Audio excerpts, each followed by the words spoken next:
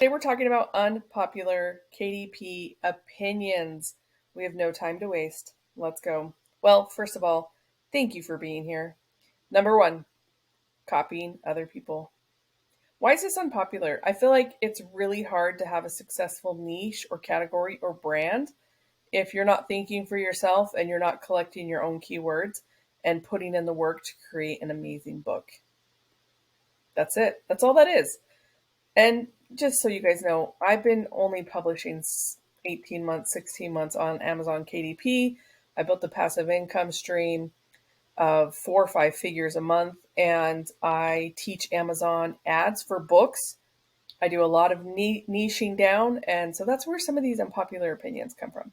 Numero dos, using ads creates accountability. A lot of people don't want to create ads. They don't want to use ads because they know their books aren't good. I love you. I love you and I appreciate you and I'm glad that you're here. But when I know I'm going to put money behind my book, it changes the entire creative process. Because I want it to do good. Because I'm going to put money behind it to promote it. Because I want to scale it. Because I'm trying to create a generational income asset. I want my account to be legacy. Like, I want to build things.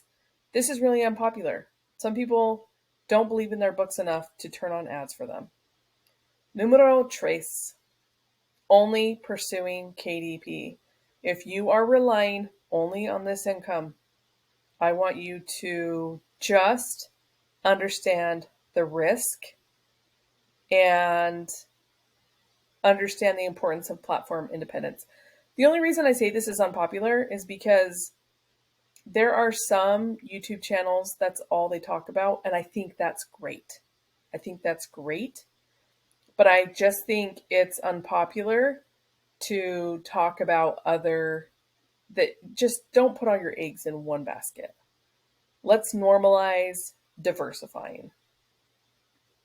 Number 4, price your books for profits. I haven't done a video on the June 20th update for the books.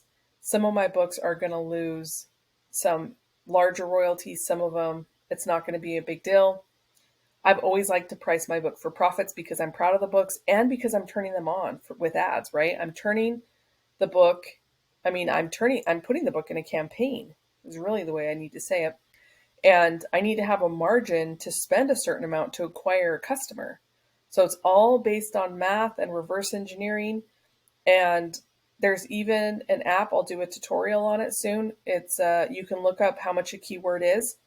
And that information can stop you from creating a book that's not going to be profitable. That has saved me many times where I'm like, this is too saturated for me because I'm not building my whole life around KDP. If I was only doing publishing on KDP and nothing else, not coaching, not teaching ads, not doing content creation, not pursuing YouTube, then I might build out, 10,000 books that had different prices for profits. But for the most part, I believe that to achieve time freedom, we need to create things that are quality that can justify a higher price. Okay, I don't have very many popular opinions. Okay, but I think it's really important that we focus on a book that's going to be relevant versus popular.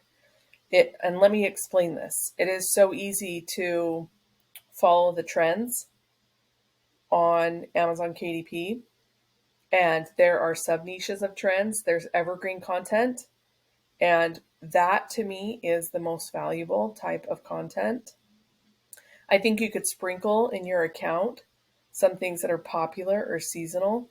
But I think a lot of people don't really recognize that time freedom is going to be created in a more sustainable way when we pick relevant evergreen topics to publish in versus having really incredible Christmases. I think that's why it's also really important to understand that you have to prepare for each of these quarters on KDP.